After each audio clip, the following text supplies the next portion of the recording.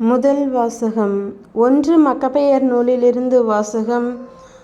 அதிகாரம் 4, இறைவசனங்கள் 36, 37 மற்றும் 52 59 முடிய.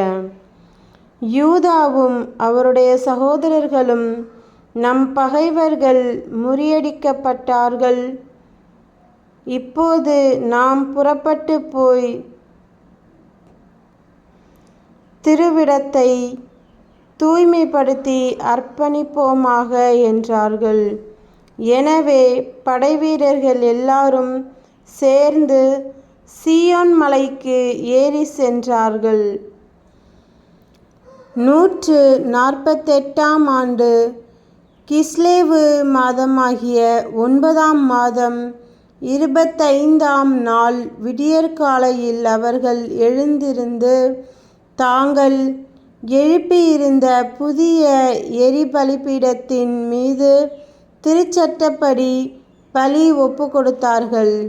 வேற்றினத்தார் பலிபீடத்தை தீட்டுப்படுத்தியிருந்த அதே காலத்தில் அதே நாளில் அது மீண்டும் அர்ப்பணிக்கப்பட்டது.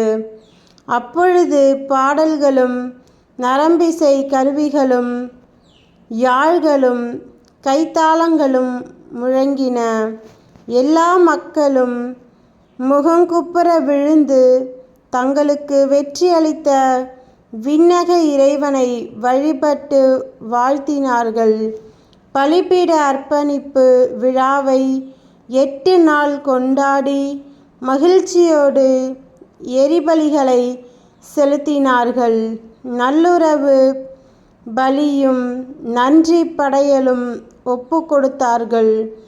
பொன் முடிகளாலும் குமிழ்களாலும் கோவிலின் முகப்பை அணி செய்து வாயில்களையும் அறைகளையும் புதுப்பித்து கதவுகளை மாட்டினார்கள்.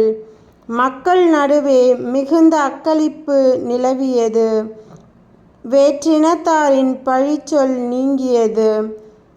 ஆண்டுதோறும் குறிப்பிட்ட காலத்தில், அதாவது கிஸ்லேவு மாதம் 25ஆம் நாள் முதல் 8 நாள் வரை அக்களிப்போடும் அகமகிழ்வோடும் பலிபீட அர்ப்பணிப்பு விழாவை கொண்டாட யூதாவும் அவருடைய சகோதரர்களும் இஸ்ரேல் சபையார் அனைவரும் முடிவு செய்தார்கள்.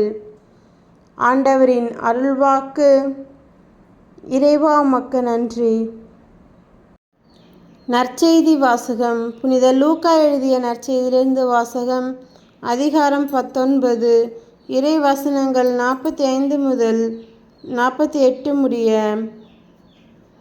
இயேசு கோவிலுக்குள் சென்று அங்கு விற்பனை செய்து கொண்டிருந்தோரை வெளியே துரத்தத் தொடங்கினார். அவர்களிடம், என் இல்லம் இறைவேண்டலின் வீடு என்று எழுதியுள்ளது. ஆனால் நீங்கள் இதை கள்வர் குகையாக்கினீர்கள் என்று கூறினார். இயேசு ஒவ்வொரு நாளும் கோவிலில் கற்பித்து வந்தார். தலைமை குருக்களும் மறைநூல் அறிஞர்களும் மக்களின் தலைவர்களும் அவரை ஒழித்துவிட வழி தேடினார்கள். ஆனால் என்ன செய்வது என்று யாருக்கும் தெரியவில்லை. ஏனென்றால் மக்கள் அனைவரும் அவர் போதனையை கேட்டு அவர் வயப்பட்டிருந்தனர். கிறிஸ்துவின் நற்செய்தி. கிறிஸ்துவே உமக்கு புகழ்.